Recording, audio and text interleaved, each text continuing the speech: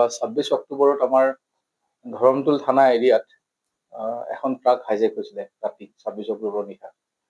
ট্ৰাকখনত বহুত মূল্যৱান সামগ্ৰী আছিলে, প্ৰায় 1.5 কোটি টকাতকৈ অধিক সামগ্ৰী তাত আছিলে। বিভিন্ন ধৰণৰ TV, laptop, motor parts, mobile accessories, বিভিন্ন ধৰণৰ সামগ্ৰী আছিলে। বজৰং লজিষ্টিক যি ট্ৰান্সপৰ্ট কোম্পানী আছিলে তেওঁলোকৰ। আৰু তাৰপিছত আমি গোটেই কেছটোত আমাৰ SP ছাৰে এটা SIT গঠন কৰি দিছিলে, আৰু সেই SITটোৱে তাৰ পিছৰ পৰা এই ইনভেষ্টিগেশ্যন আৰম্ভ কৰিলে। আৰু আমি দুদিন পিছত এই হেৰুৱা ট্ৰাকখন উদ্ধাৰ কৰিছিলোঁ। আৰু তাৰ লগে লগে আমি যিখন ট্ৰাকৰ পৰা সামগ্ৰীবিলাক এটা জেগাত নমাই থৈছিলে, মৈৰাবাৰীৰ বৰথল দলৈ গাঁও, তাৰ পৰা আমি গোটেইখিনি সামগ্ৰী, প্ৰায় 80% সামগ্ৰী আমি উদ্ধাৰ কৰিছিলোঁ। আৰু লগতে আমি দুজন একিউজ হিচাপে এৰেষ্ট কৰিছিলোঁ, তফাজুল হুছেইন আৰু মন্না চালি।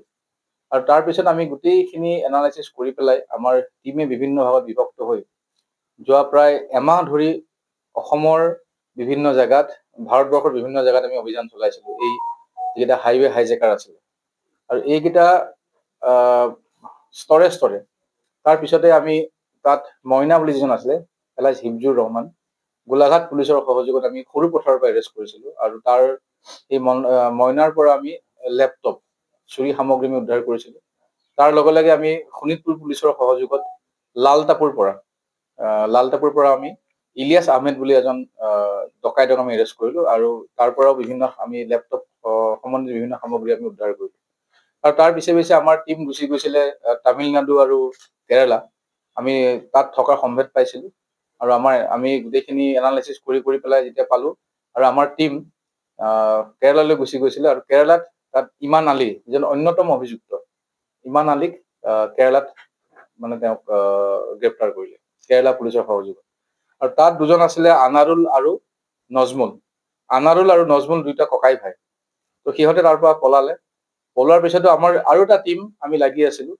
আৰু সেই টীমটোৱে দৰং পুলিচৰ সহযোগত যোৱা পৰহি ৰাতি আমি দলগাঁও থানাৰ অন্তৰ্গত দৈপাম বুলি এলেকাটোত আমি নজমুল, যি এই গোটেই হাইৱে হাইজেকিং কেছটোত অন্যতম মাষ্টাৰ মাইণ্ড নজমুলক আমি গ্ৰেপ্তাৰ কৰিলোঁ। আৰু আজি নজমুলৰ ভাতৃ আনাৰুলক জাগিৰোডত আমি গ্ৰেপ্তাৰ কৰিছোঁ। এই গোটেই যিটো গেং আছিলে, এটা 8জনীয়া গেং আছিলে। এই 8জনীয়া গেংটোৰ ঘৰ বৰচলাত ঘৰ 4জনৰ, মৈৰাবাৰীত ঘৰ 2জনৰ, আৰু নাৰমাৰীত আছিলে 2জনৰ ঘৰ। নাৰমাৰীত আমি এজন আমিজুল আলী বুলি এজনক আমি এৰেষ্ট কৰিছিলোঁ। আমি বিভিন্ন নথি পত্ৰ পাইছিলোঁ, কোনোবা এটা সংবাদ প্ৰতিষ্ঠানৰ সাংবাদিক বুলি তেওঁ বিভিন্ন সময়ত কৈ আহিছিল বুলি কৈছিলে। তো এইটো আমি পিছত চালোঁ গোটেইখিনি তথ্য পাতি, আৰু বিভিন্ন কাগজ পত্ৰ পাইছিলোঁ, বিভিন্ন ধৰণৰ লোগো পাইছিলোঁ, আমি বিভিন্ন কাৰ্ড আমি পাইছিলোঁ। আৰু আমিজুল আলীকো আমি এৰেষ্ট কৰিছোঁ। সৰ্বমুঠ এই যোৱা 30-40 দিনীয়া যিটো আমাৰ ইনভেষ্টিগেশ্যন চলি আছিল, অসমৰ বিভিন্ন ঠাই, মৰিগাঁৱৰ বিভিন্ন ঠাই, আৰু ভাৰতবৰ্ষৰ বেলেগ বেলেগ ষ্টেট, যেনে বিশেষকৈ কেৰালা আৰু তামিলনাডু পুলিচ আৰু কেৰালা পুলিচৰ সহযোগত আমি এই গোটেই গেংটো, 8জনীয়া গেংটো আমি ধৰিবলৈ সক্ষম হৈছোঁ। আৰু যিখিনি সামগ্ৰী তেওঁলোকে চুৰ কৰিছিলে, এই চুৰি কৰা সামগ্ৰীসমূহ গোটেইখিনি আমি উদ্ধাৰ কৰিছোঁ। ইতিমধ্যে আমি এই অনাৰেবল কোৰ্টত আমি জমা দিছোঁ সামগ্ৰীসমূহ, আৰু অনাৰেবল কোৰ্টে তাৰ ওপৰত তেখেতসকলৰ যিখিনি ভাৰ্চন দি দিছে। আৰু এতিয়া আমাৰ ইনভেষ্টিগেশ্যন চলি আছে। আমি আকৌ ৰিমাণ্ডত লৈছোঁ। এই গ্ৰুপটোৱে আৰু বেলেগ বেলেগ ডিষ্ট্ৰিক্টতো কৰা বুলি আমি গম পাইছোঁ। এইবিলাক কথা আমি তথ্য পাতি আমি উদ্ধাৰণ কৰিবলৈ চেষ্টা কৰি আছোঁ। এইটো গোটেই এটা হাইৱেত এওঁলোকে গাড়ী হাইজেক কৰে। ইয়াৰ আগতেও ইয়াৰে ভিতৰত 2জন এৰেষ্ট হৈছিলে, নগাঁও পুলিচে এৰেষ্ট কৰিছিলে। আৰু গোটেইখিনি ট্ৰেক কৰি থাকে। গুৱাহাটীৰ পৰা যেতিয়া গাড়ীবিলাক ওলাই, তেতিয়া তেওঁলোকে ট্ৰেক কৰি থাকে। ট্ৰেক কৰি যেতিয়া এনেকুৱা জেগাবিলাকত, বিশেষকৈ নেলিৰ পৰা ধৰমটোল সেই এৰিয়াটোত, যেতিয়া নাৰমাৰী আৰু তেলাহী, তাত 2জন ব্যক্তিক আমি ইতিমধ্যে এৰেষ্ট কৰিছোঁ। আপোনালোকে গম পায়, ড্ৰাইভাৰ হয়। গোটেইখিনি তাত চাই মেলি থাকে, গোটেই ৰাতিটো ঘূৰি থাকে তাত। গতিকে আমাৰ একশ্যন আমি কৈছোঁ, আমিতো সেইদিনাখনো কৈছিলোঁ, যিদিনাখন আমি উদ্ধাৰ কৰিছিলোঁ, আমি টীম ধৰিমেই, আৰু গেংটো আমি উৎখাত কৰিমেই। আৰু বাকীখিনি আমি ইনভেষ্টিগেশ্যন কৰি আছোঁ, আৰু কি তথ্য উলিয়াব পাৰোঁ, যদি কিবা থাকে আপোনালোকক আমি জনাম। নাই, সেইটো এতিয়া আমি জাষ্ট সোধপোছত গম পাইছোঁ যে বেলেগ ডিষ্ট্ৰিক্টতো কৰিছে বুলি কৈছে, কিন্তু কনফাৰ্ম হ'ব পৰা নাই।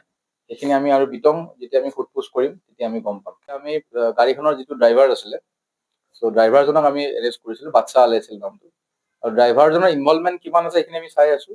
আৰু এই আনাৰুল আৰু নজমুল হক দুইজন বৰচলা, দুই ককাই ভাই, দুইজনে ইয়াত আছিলে। তেওঁলোকৰ যিজন ডাঙৰ ভায়েকক আমি এৰেষ্ট কৰিছিলোঁ। কাৰণ ডাঙৰ ভায়েকে পুলিচে যেতিয়া আমি ৰেড কৰিছিলোঁ, বিভিন্ন ধৰণৰ আমাক মিছলিড কৰিছিলে, তথ্য পাতি দিয়া নাছিলে, আৰু কিবা কিবি বস্তু আমি অলপ পাইছিলোঁ তাত, গতিকে আমি এৰেষ্ট কৰিছিলোঁ। আমি তেওঁলোকৰ কিমানখিনি ইনভলভমেণ্ট আছে এই গোটেই হাইজেকিং কেছটোত আমি চাব লাগিব, চাব লাগিব।